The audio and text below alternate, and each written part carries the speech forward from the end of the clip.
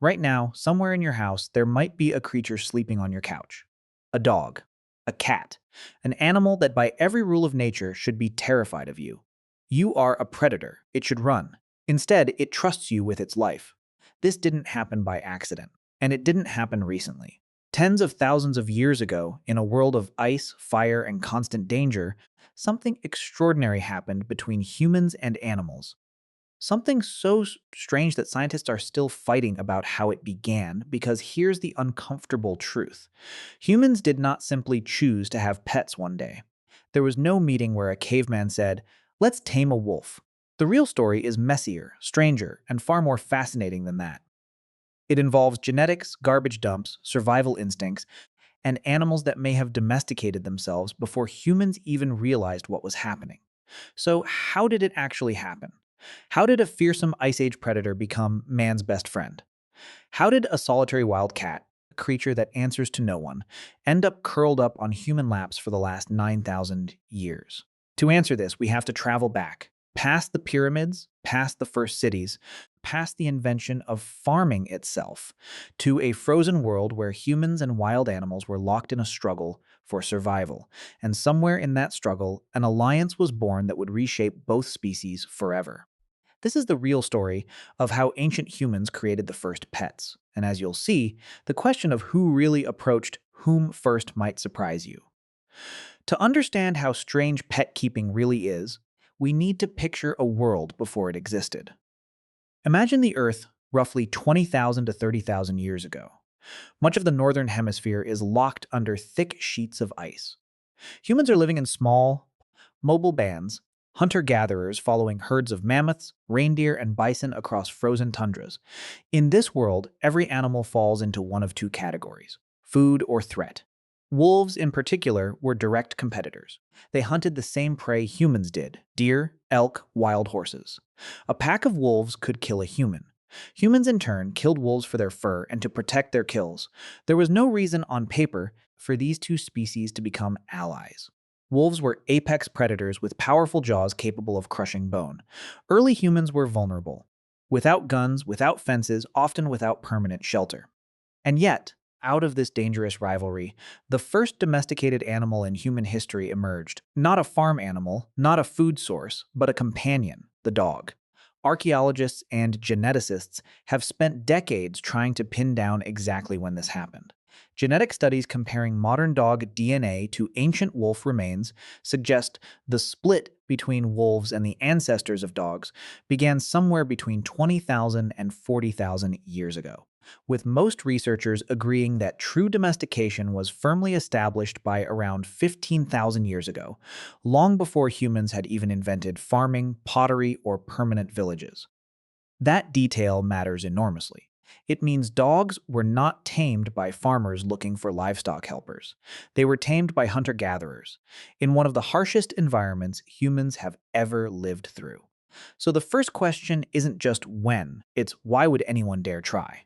For decades, the popular story went something like this. A lonely wolf pup was captured by early humans, raised by hand, and gradually tamed into obedience, generation after generation, until it became a dog. It's a nice image. It's also, according to most modern researchers, probably wrong or at least incomplete. Here's the more likely version, and it's far more interesting. Picture a hunter-gatherer camp on a freezing night. A fire burns at the center. Around it, animal bones are scattered, the leftovers of a hunt. Now imagine wolves circling just outside the firelight, drawn not by curiosity but by smell. Meat, bone marrow, scraps that humans didn't need. Most wolves would have kept their distance, too afraid of humans to approach. But not all wolves are the same. Just like humans, wolves have individual personality differences. Some bolder, some more anxious, some more aggressive, some naturally calmer around unfamiliar creatures.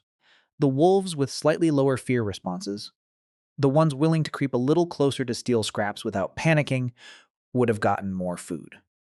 More food meant better survival. Better survival meant more pups. Over generations, without humans deliberately choosing anything, camp-following wolves became a distinct population. Bolder, calmer, and more comfortable around people than their wild cousins. This is sometimes called self-domestication. In other words, dogs may not have started as a human project at all.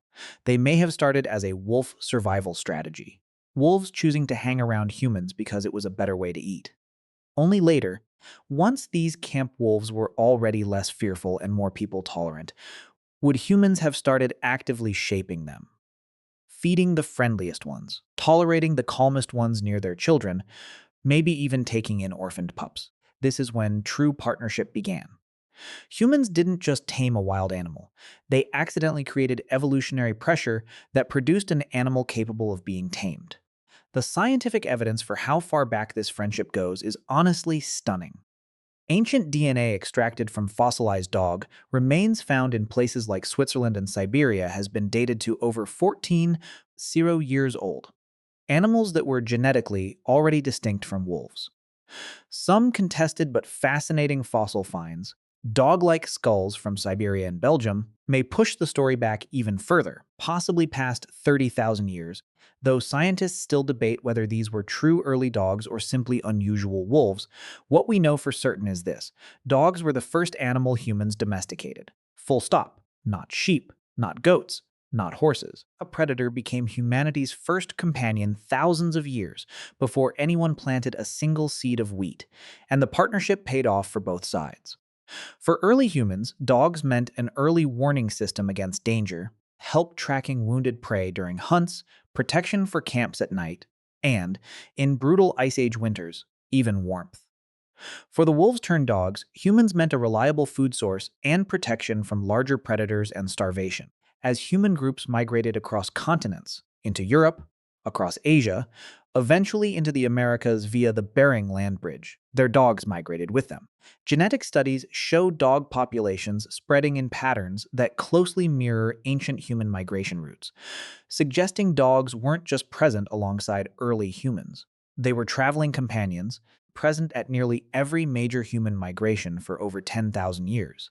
By the time humans invented farming, dogs weren't a new idea. They were already a fixture of daily life. Proof that this partnership between species was one of the most successful biological alliances in the history of life on Earth. If dogs were born from the hunt, the second great pet, the cat, was born from something completely different: farming. Around 10,000 years ago, something revolutionary happened in the Fertile Crescent, a region covering parts of the modern Middle East.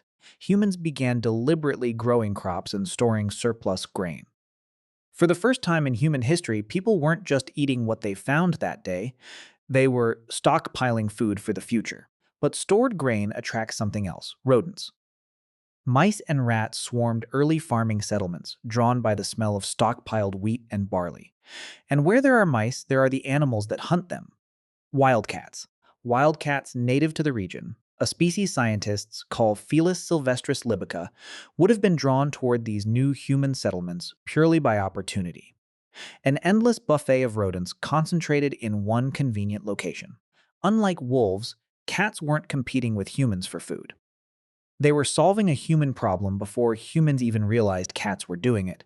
This is a critical difference from the dog story. Humans likely never chose to tame cats in the way they may have selectively bred dogs.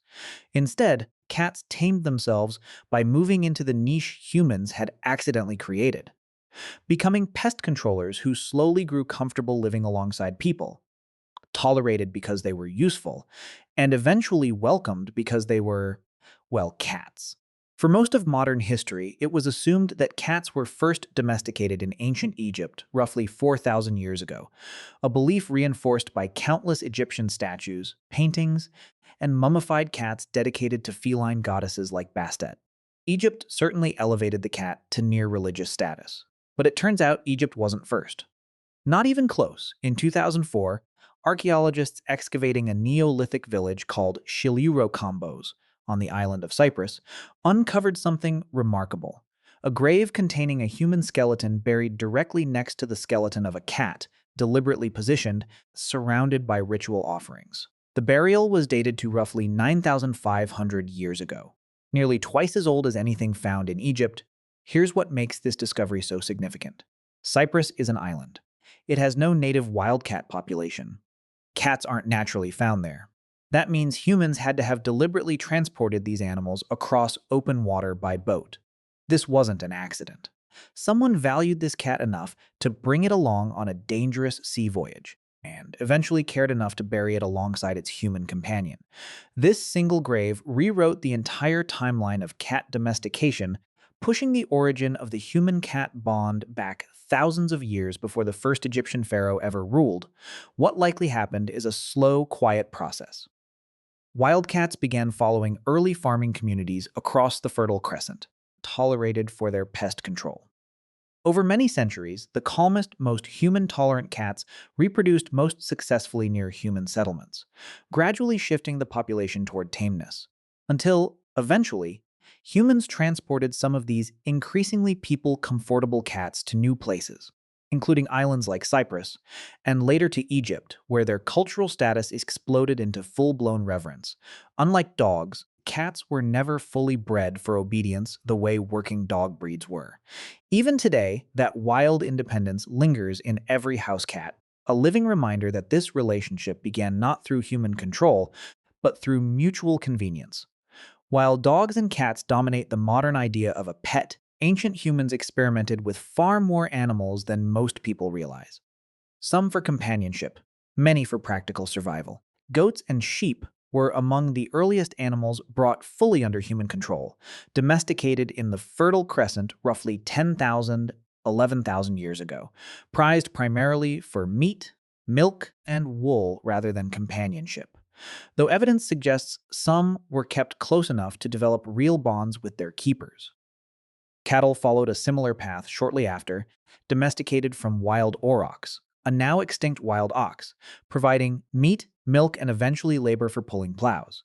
Horses came later, domesticated on the Eurasian steppes roughly 5,500 years ago, transforming human transportation, warfare, and trade almost overnight.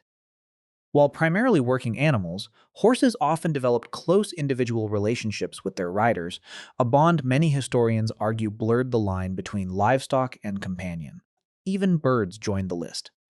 There is archaeological evidence that various cultures kept tamed birds, and later civilizations, from ancient Egypt to Mesoamerica, kept parrots, falcons, and other birds purely for companionship and status, not food. What connects nearly all of these stories, dogs, cats, goats, horses, is the same underlying pattern: proximity plus tolerance plus generations of time. Animals that could handle being near humans without panicking survived and reproduced more successfully in human-adjacent environments. Slowly, without any single dramatic moment of taming, entire species shifted from wild to domestic. Despite everything researchers have uncovered, huge questions remain unanswered. And honestly, that's part of what makes this story so compelling. Scientists still don't agree on exactly where dog domestication began. Genetic and archaeological evidence has pointed to multiple possible regions: Europe, Central Asia, East Asia, even the Middle East, with different studies supporting different locations. Some researchers argue domestication happened just once, in a single location, while others believe it may have happened independently in more than one place. With those populations later merging, the exact timeline is equally contested.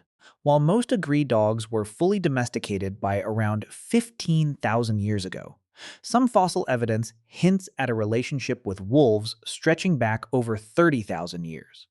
Though whether those ancient remains represent true early dogs, tame wolves, or simply unusual wild wolves, is still debated fiercely among paleontologists.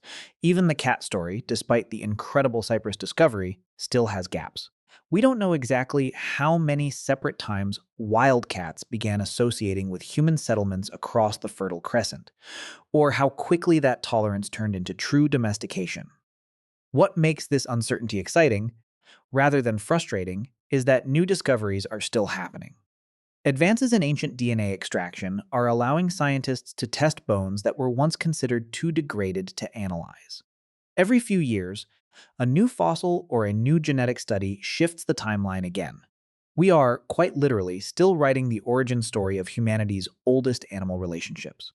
Step back for a moment from the fossils the DNA studies, and the ancient graves, and consider what this entire story actually reveals about human beings. Long before writing, before cities, before religion as we understand it today, humans were already capable of something remarkable, forming bonds across the boundary of species. We weren't just conquering nature or exploiting it for survival, although survival was absolutely part of it. We were also, even in our most primitive state, capable of trust, patience, and companionship with creatures completely unlike ourselves. That 9,500-year-old grave on Cyprus, with a human and a cat buried side by side, wasn't a farming record or a hunting tool. It was almost certainly an act of grief, someone who loved an animal enough to send it into the afterlife with them. That impulse, remarkably, hasn't changed in nearly 10,000 years. It's the same impulse behind every pet cemetery, every in loving memory collar tag, every person today who still cries when they lose a dog they've had for 15 years. The story of the first pets isn't really a story about wolves becoming dogs or wildcats becoming house cats. It's a story about how deeply humans need connection. Connection so powerful that our ancestors were willing to share fire, food, and shelter with wild predators simply for the chance at companionship. Thousands of generations later, that same need is still sitting on your couch right now, waiting for you to come home.